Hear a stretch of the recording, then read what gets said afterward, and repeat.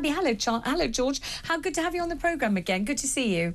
And you, Vanessa. You nearly called me Charlie then, I nearly did, didn't I? That was a slip of the tongue, a Freudian slip, definitely. So how do you feel about this latest development? I wonder if you're surprised and I wonder if you're disappointed. Right, I've got a really good exclusive for you now. Good. You're going to love this. You're going to love it, but you need to let me talk, all right? Is that a good deal? Well, you might want to warn me how long you're thinking of talking for, and then I'll decide. I'll be talking for a minute or so. That'd be fine. Charles Bronson approached me 6 years ago when he saw a TV programme, Confessions of the Paparazzi. He realised I was really good with the media, and he wanted me to get him on his side, to get him in the papers and to get loads of publicity for him and make sure he wasn't forgotten about, and obviously try and expose what was going through in the prison service. So I went to visit him, and then I was banned from visiting him because I was a journalist with a press pass and all the rest of it. So me and Charlie together made up the story that he was my dad. Charles Bronson is not my father. I am a PR agent, I'm a marketing person, and I'm the UK's #1 paparazzi, right?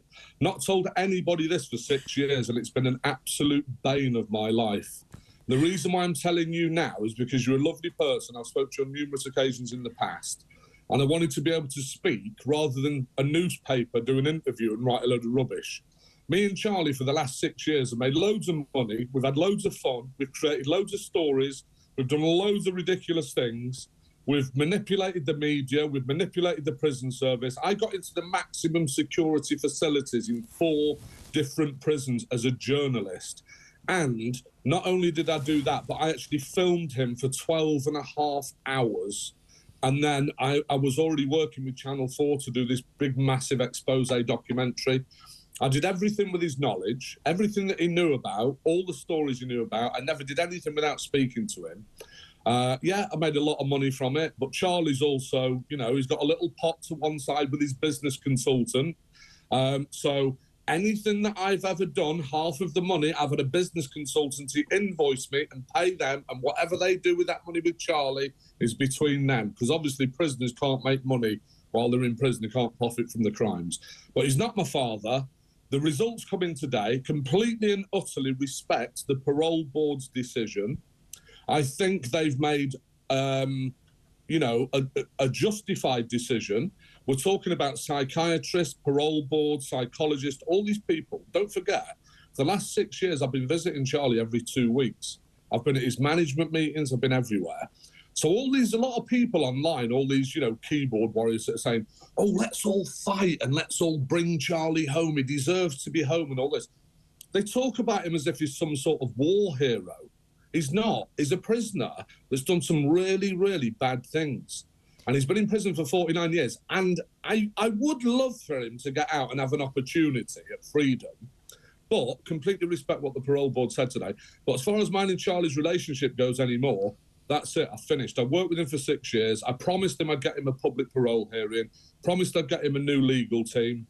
I promised for the last 6 years I'd get him in all the papers and get loads of publicity for him and make sure that he wasn't forgotten about. We did a programme on Channel 4 a couple of weeks ago where he had the best opportunity of his life to be able to have his word and tell the world about what's been going on in the prison. And during that documentary, he knew he was being filmed because we'd already been planning it for months.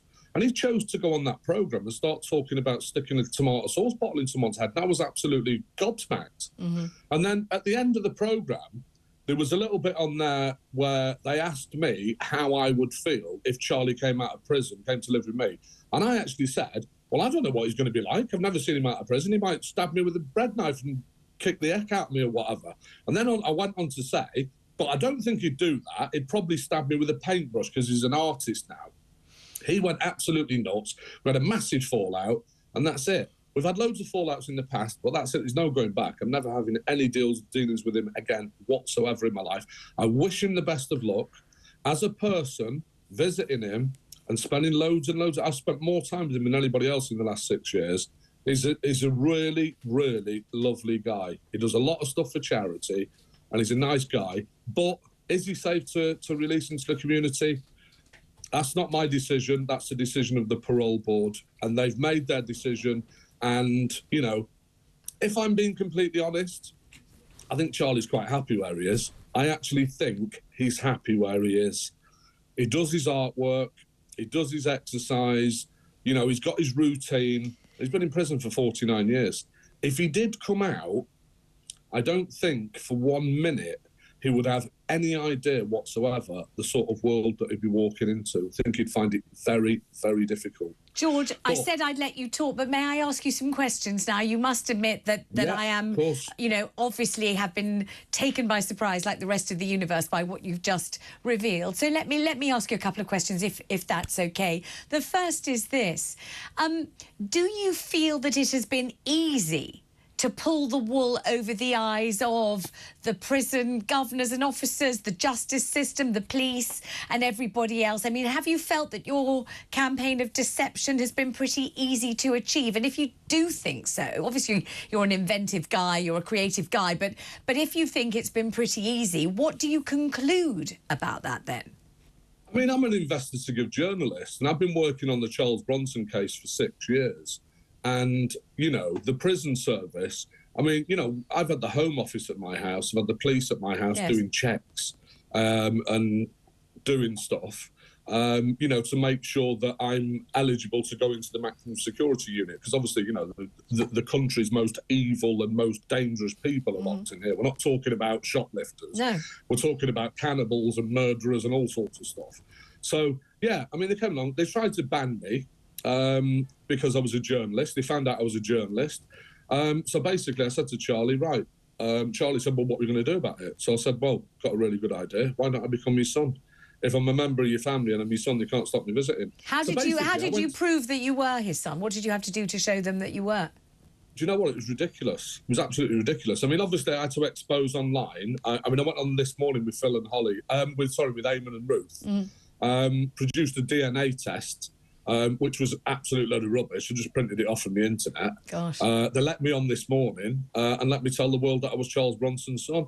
Then the prison service were like, oh my God, we didn't realise you were his son. And then they went, right, let us change your badge for you. So they changed my visitor's badge from George Bamby visitor to George Bamby son. And that was it. And then every single time I went after that, I was Charles Bronson's son. Do you have any sense at all of guilt at lying, at deceiving the police and you know? No, I don't think I've deceived them. I've been working as an investigative journalist, working on this story for many years, trying to expose what's going on. The only regrets that I've got, the only real regrets that I have, is for the last 6 years I've been working undercover. All right, and basically, it's taken a real toll on my life. I didn't even tell my wife. I didn't even tell my family. I've not even told my friends. This is the first time now that any of my family and friends are actually going to hear about it. My wife sat here now and she looked horrified. She had no idea whatsoever. But when you're doing a job like this, which is so high profile, you can't start telling people what you're doing. You've just got to get on with it and do the job, you know. So just tell me one more time why. Because, as you say, it's taken this huge toll on you. You didn't even tell the truth to your own wife. Now you've fallen out with the man that you said was your father, but it wasn't, and you were in cahoots together, and you obviously have admired various parts of his personality and have liked some things about him. But now looking back on these 6 years of deception and undercover work and the toll it's taken on you personally and all the lies you've had to tell, what were you doing it for? What was the point of it? Well, the whole point of it is, you know, I work in PR. I make stories in the newspapers. I make stories from newspaper stuff. You should know. I've had you in the magazines loads of times taking photographs of you. I know. But, you know, I work with stories. That's what I do. I work for TV programmes. I've been working with Channel 4 for the last 2.5 years to make this documentary, to get the stuff with Charlie on video. I did a podcast with James English a couple of days ago. And that's been released now, the James English Anything Goes podcast. And that's got the whole story for an hour and a half of everything that happened from start to finish. But the other thing is, you know, life goes on. I mean, Charlie's got his life to go on. I've got a 6-part drama series that I've just written with a guy called Sean Prendergast, one of the best writers in the country. And we've got ITV, we've got 2 other mainstream TVs, and we've got a huge streaming service that are in a bidding war over the story. I mean, the story's absolutely fantastic, you know. I mean, I got into 4 of the highest security prisons as a journalist and interviewed the one person that the Ministry of Justice never, ever wanted to be interviewed and never, ever wanted to have a voice. And I did that, and I've achieved that. And I always promised Charlie I would get him an open parole hearing and a brand new legal team. And then once I got him the open parole hearing, it was down to him.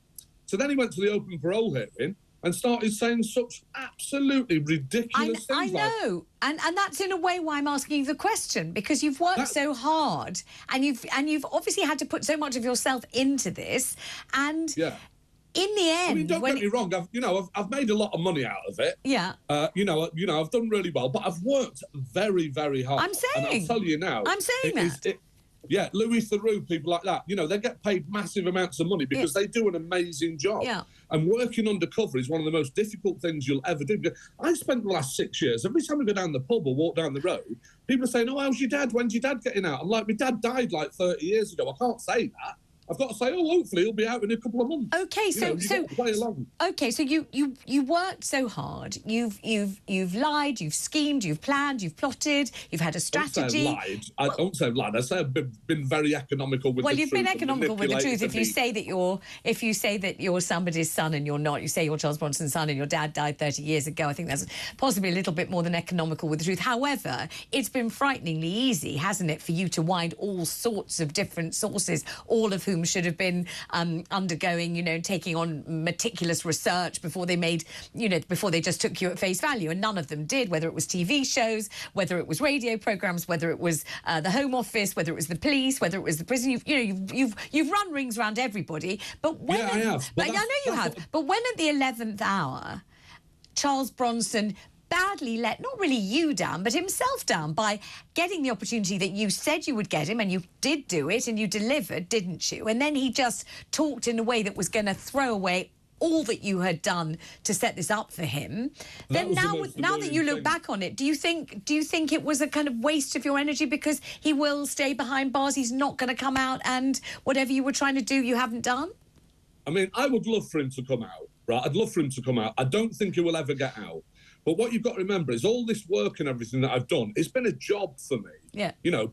Normal people, unlike us that work in the media, normal people don't associate this as a job for me.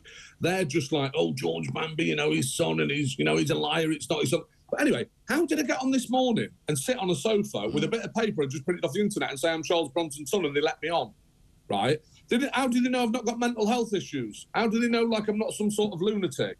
They let me on the show to tell everyone I was Charles Bronson's son. And as soon as I passed that hurdle and jumped over it, everyone else just automatically presumed it was completely and utterly correct. I can see. I mean, it's a pack of cards, isn't it, that now is tumbling down because now you've just come on and... Well, it's not tumbling down. It's not tumbling down. I've got the pack of cards and I put them back in the box and sealed the lid.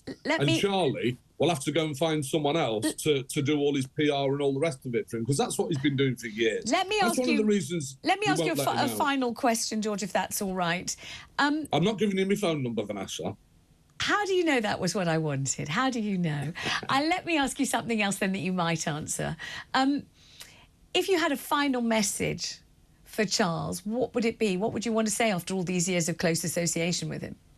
Do you know what? I'm so pleased you said that. I'm going to look right down the barrel of my iPad. Charlie, right, I'm really, really disappointed for you today that you didn't get your parole. I was really, really rooting for you. And when the result came back, I was pretty devastated. I've had an amazing time working with you for the last 6 years. You're an absolute gentleman. You do so many lovely things for people and nobody ever sees that side of you. You're a really creative man. You're an artist. You're a great guy. But unfortunately, the Parole Board have decided they don't think it's safe for you to come out, and that's their decision, and there's nothing else anybody can do. So keep your chin up. I know we're not talking anymore, and if you write to me or message me or whatever, I'm not going to reply. I'm getting on with my life now. This job for me has come to an end. I've worked hard for you. We've had a lot of fun together. We've made a lot of money, and we've had a great laugh. And I wish you all the best for the rest of your life, and I sincerely hope one day you get to come out and have that Black Russian with your mum. All the best, mate.